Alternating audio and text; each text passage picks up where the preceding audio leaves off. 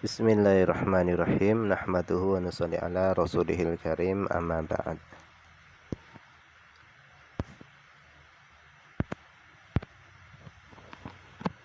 Insyaallah pada kesempatan ini kita akan melanjutkan kembali pembacaan kitab Mafahim Yajibu an Tusahhah, yaitu pemahaman-pemahaman yang harus diluruskan.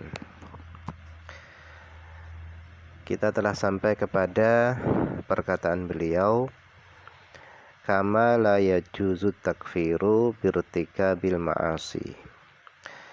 Jadi kemarin telah disampaikan bahwasanya vonis kafir itu tidak sah, tidak boleh muncul kecuali dari seorang yang dia memiliki pengetahuan syariat yang mendalam, mengetahui tentang keluar masuknya kekafiran dan mengetahui tentang batasan-batasan yang memisahkan antara kafir dan iman. Sehingga kata beliau kemarin, seorang pun tidak boleh masuk ke dalam wilayah mengkafirkan hanya sekedar dengan dugaan-dugaan dan sangkaan-sangkaan tanpa keyakinan dan informasi yang akurat, sehingga tidak terjadi kekacauan di dalam mengkafirkan.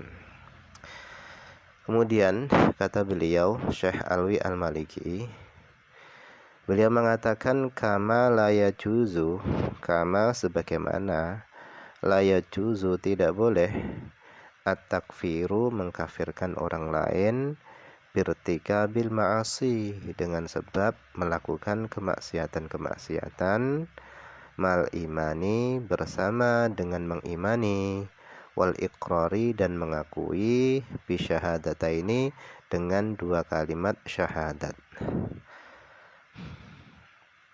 Jadi orang yang melakukan kemaksiatan sebesar apapun, selama dia masih mengimani, masih mengakui dua kalimat syahadat, asyhadu alla ilaha illallah wa asyhadu anna muhammadar rasulullah, maka dia tidak boleh dikafirkan. Karena selama dia mengimani, mengakui dua kalimat syahadat, maka dia masih seorang muslim, hanya saja dia jatuh ke dalam kemaksiatan. Wa fil hadis, dan di dalam hadis, an Anasin radhiyallahu anhu, daripada Anas radhiyallahu anhu, qala, beliau berkata, qala Rasulullah sallallahu alaihi wasallam, Rasulullah sallallahu alaihi wasallam beliau bersabda, salasun, ada tiga perkara, min aslil iman, yang termasuk daripada pokok keimanan. Jadi kata Nabi, ada tiga perkara yang termasuk daripada pokok-pokok keimanan. Yang pertama adalah al-kafu, menahan diri, aman dari orang, qala, yang dia mengucapkan la ilaha illallah, la nukafiruhu, menahan untuk kita tidak mengkafirkannya, bidzanbin, dengan sebab dosa, dengan sebab dosa yang dia lakukan. Jadi selama dia sudah mengucapkan la ilaha illallah, kita tidak boleh mengkafirkannya dengan sebab dosa yang dia lakukan. Wala nukhrijuhu anil Islam bil amali, dan kita tidak boleh mengeluarkannya anil Islam, daripada Islam, bil amali, dengan sebab amal, dengan sebab amal yang dia kerjakan. Kemudian wal jihadu madin, dan adapun jihad itu madin, itu akan terus berlangsung, mundu ba'athani Allah, semenjak Allah mengutusku, ila ayyuqatila akhiru ummati ad-dajjala, sampai akhir umatku memerangi Dajjal. Jadi jihad ini akan senantiasa terus ada sampai menjelang hari kiamat, yaitu sampai terbunuhnya Dajjal. La yubtiluhu juru jairin. La yubtiluhu, tidak bisa membatalkan jihad, juru jairin, kezaliman orang yang zalim. Wala adlun adilin, dan wala adlu adilin, dan keadilan orang yang adil.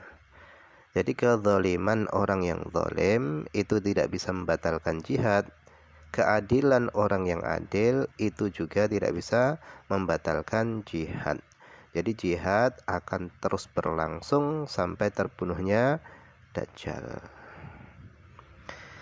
Kemudian yang ketiga, pokok iman yang ketiga adalah wal imanu bil aqdar. Keimanan terhadap takdir. Baik yang buruk itu datang dari Allah. Takdir yang baik, takdir yang buruk itu semuanya datang dari Allah. Jadi yang pertama adalah menahan untuk tidak mengkafirkan kepada orang yang sudah mengucapkan la ilaha illallah. Kemudian pokok keimanan yang kedua adalah jihad. Kemudian yang ketiga adalah iman terhadap takdir. Ini adalah 3 perkara yang termasuk daripada pokok-pokok keimanan.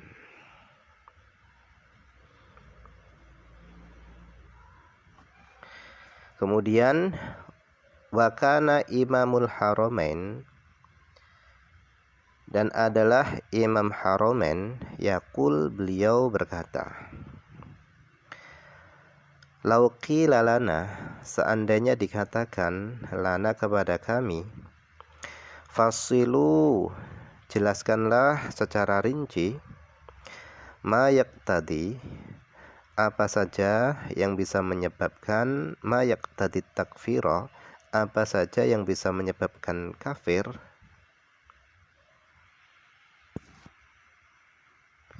minal ibarat, daripada ungkapan-ungkapan, mimma layak tadi, dari perkara yang tidak menyebabkan kafir. Jadi kata beliau, seandainya aku ditanya, jelaskanlah secara rinci ungkapan-ungkapan yang bisa menyebabkan kafir dan yang tidak menyebabkan kafir. Maka lakulna, niscaya kami katakan, hadza, pertanyaan ini adalah tomaun, pertanyaan ini adalah tomaun, harapan, fi ghairi matma'in, pada selain tempat harapan. Artinya setiap pertanyaan itu harapannya kan supaya dijawab, tapi pertanyaan ini sulit untuk dijawab. Kemudian kata beliau, fa inna hadza, sesungguhnya pertanyaan ini adalah ba'idul mudrik, yaitu pemahaman yang jauh, pemahaman yang mendalam, wa'rul maslaki, dan jalur yang sulit untuk ditempuh. Artinya pertanyaan ini butuh kajian yang mendalam, dan perkara ini adalah perkara yang rumit. Yustamadu, yang perkara tersebut harus digali, min usuli tauhid, daripada pokok-pokok tauhid. Wa man lam yuhita ilman, dan siapa yang tidak meliputi ilman pengetahuannya, binihayatil haqaiq, dengan puncak-puncak hakikat, maka lam yatahassal, maka dia tidak akan memperoleh, dia tidak akan mendapatkan min dalailit takfir, dari dalil-dalil pengkafiran, ala wathaiqah, atas bukti-bukti yang kuat. Artinya untuk mengkafirkan orang itu tidak mudah, butuh kajian yang mendalam, yang mana kajian itu digali dari pokok-pokok ketauhidan. Dan seorang yang pengetahuannya belum sampai kepada puncak-puncak hakikat, maka dia tidak akan memperoleh dalil-dalil pengkufuran dengan bukti-bukti yang kuat.